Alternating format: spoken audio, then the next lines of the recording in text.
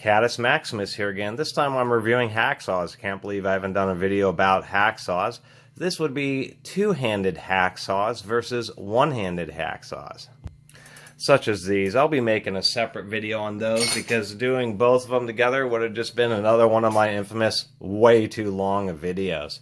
So, generally speaking, there is two sizes of hacksaws. There's full-size hacksaws, which either use 10 or 12-inch blades. And then you have these small-size hacksaws, which tend to use 8-inch blades.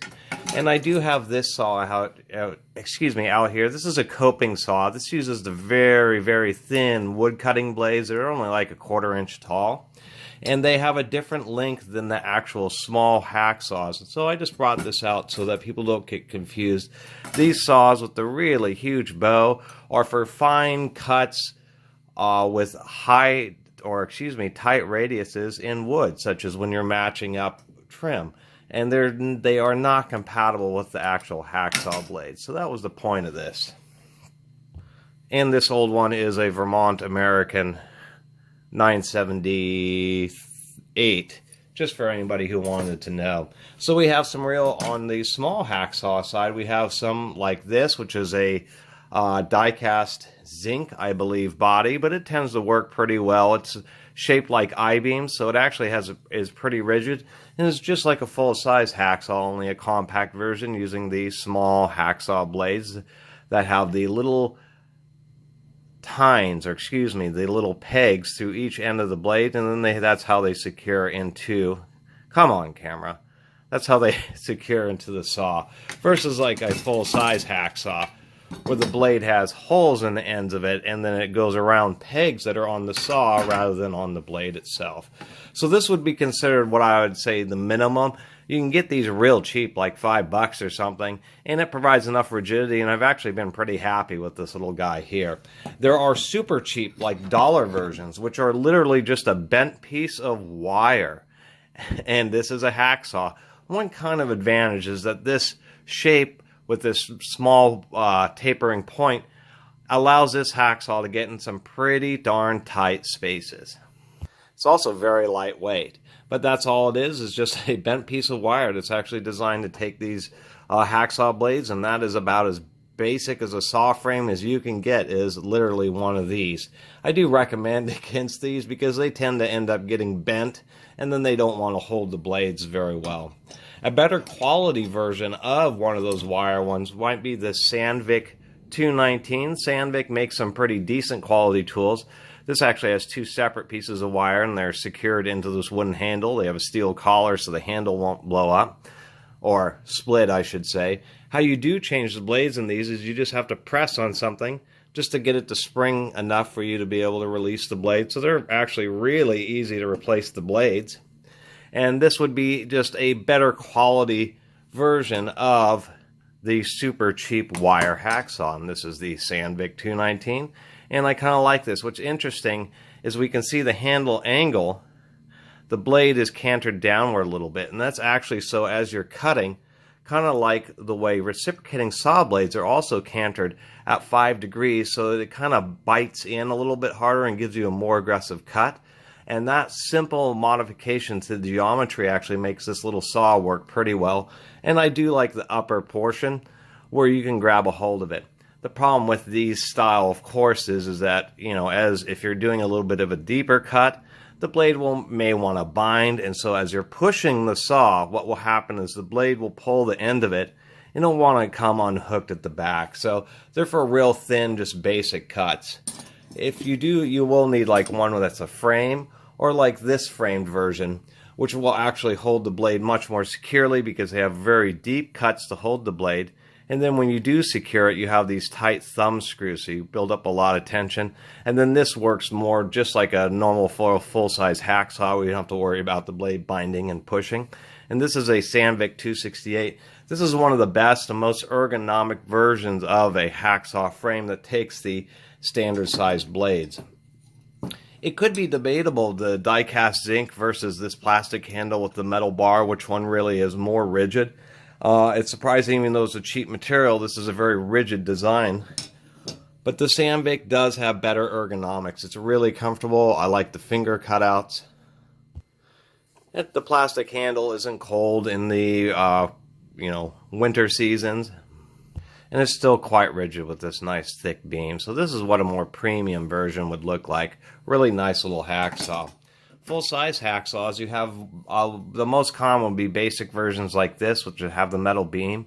These have 2 notches, so these are actually compatible with both 10-inch or 12-inch blades, which is kind of nice. It gives you the option. Maybe your hardware store's out of 12-inch blades, so you can only use a 10-inch.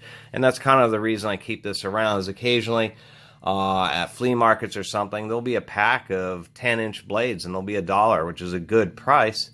And they're, of course, are selling them because they have maybe a nicer hacksaw, which most only accept 12-inch blades, and so they have unusable blades. So I kind of like having one that's compatible with 10-inch blades, even though I do have a 12-inch blade in this one. And this is what one of the more basic ones looks like. These are kind of frustrating because this back piece that you use to tension the blade doesn't really want to stay straight, as we can see on this saw already. And it can be a bit of a hassle because as you're doing a cut, you inevitably are twisting the saw. This twists some, and then that twist causes the blade to want to bind in the cut. So these are definitely pretty annoying, and they try to put a little square and some flats on the screw there, but it's just such a loose fitting that it isn't particularly effective. That would be a cheap one. Now we have a couple of nicer ones that I would recommend. Here is a Milwaukee. I don't even know. Oh yeah, here's their part number. I'll include these part numbers in the description. 48080320. This is an older unit, but I do like it. It's very heavy. This hacksaw probably weighs 2 pounds at least, maybe 3 pounds, just for the frame of the hacksaw. It is, of course, only compatible with 12-inch blades. Yes, I did pay only $3 at a garage sale for this, and I couldn't pass it up. I saw that it was a decent condition Milwaukee hacksaw. Wow, okay. This one is kind of neat. This is one of the features you get with a more expensive one, is a tension gauge. What ends up happening is this arm pivots. This handle has threads in it, so you literally, when you want to loosen it, you just twist the handle this way, and when you want to tighten it, you just tighten this up. How this tension dial works is as you pull this back, these little tick marks here, and you can see on the arrows just at the upper tick mark, start to creep past this indicator. And what this is telling you is that if the arrow is below the lower tick mark there, that you've got too much tension, and you're risking either breaking the blade or actually cutting off or breaking the little roll pins that they use to secure the blade. And I kind of like that feature. So you just tighten, and you can feel it. It gets real tight. So the little screw thread attaches to this drawbar, which actually goes all the way through the handle to the back. I don't like that because you can't use the upper portion of this for blade storage like you can on the Stanley. The Stanley is ultimately the one I'd recommend. Although if you see one of these Milwaukees, it is a beautiful hacksaw. The other thing about professional grade hacksaws is that they have this ability here where they have a second surface so that you can mount the blade at 45 degrees and make a cut really flush to a surface. With the standard saw, you're just stuck with the thickness of the saw. You can only get this close, and that's if the saw is riding right against what you're trying to cut. So you can put the blade on the 45, and the teeth of the blade end up right there. So now you can get, maybe 3/8 of an inch, 5/16 of an inch within flush, really close to flush, and it causes the saw to tilt up at an angle so you can actually get a reasonable purchase, an actual grip on the saw to be able to cut that whatever it is. Maybe it's a metal bolt sticking out of the ground or something like that, or a piece of pipe sticking out of a wall, and this allows you to get really close and really flush when the blade's at 45 degrees, and you're still able to get a nice grip on the saw so you can have an effective cut. The final saw in this video is this Stanley 15113. There's a lot of hacksaws out there. The ergonomics are better on the Milwaukee. The Milwaukee has a bit flatter of a surface. It's a bit more contoured. I do like to saw with it. But ultimately, the Stanley is a more versatile and a bit more modern of a saw. And so you would have to kind of pick and choose. The Stanley's, this handle right here is actually spring-loaded and locks with this switch.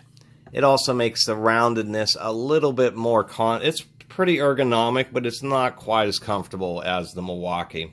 It's just that its usability is exponentially, I shouldn't say exponentially, but it is easier to use and change blades. When you have a blade that's worn out, you simply squeeze the handle, release that, and that just releases enough tension for you to pop the blade off real nice and easy, super fast, super simple. And when you put on the new blade, and you just ratchet the handle down, or you just close the handle down and it locks in. How you adjust the tension is you just release the handle, you would pull the blade off, and you would thread this T-bolt. You would thread it in or out depending on how much tension you want to actually have on the blade, and then lock it back up. That is just super convenient. To have a little switch that you click and have that come out is probably one of the best designs that you could possibly have, and fastest to use as a quick change blade feature. One thing I also like about the Stanley is when we release the handle, there's a screw up there, and when there's a blade on it, it puts tension on the head, so the screw is really tight and will not move. But when you pull the blade off, this is just a thumb screw, and you can just unscrew this, and what that allows you to do is use the inside of the beam as blade storage, and it can store quite a few blades. I mean, 5, 6, 7 blades in there. And then this screw kind of holds the head on, but it also serves to prevent the blades from falling out. And I thought that's the second big deal. You have a quick change feature, and then the beam actually holds spare blades, so it could be just a matter of seconds to be able to actually take off a dull old blade, put on a new blade, and be back to cutting again. And that's why I really appreciate it. If you actually have a lot of hacksaw work to do, this is the kind of saw that you want, because the blades are inside the frame, and it is just super simple and easy to replace the blades. And it also has the same feature where it has a beveled or a 45-degree mounting for doing flush cutting. Anyway, that was kind of my basic and general introduction to two-handed hacksaws, and I call these two-handed. Even these little ones, I should call this framed hacksaws versus one-handed hacksaws. I think that's how I'll title the video. Anyway, I really appreciate everybody watching and subscribing. And if you haven't subscribed to the Catus Maximus channel, please do. Until next time, Catus Maximus out.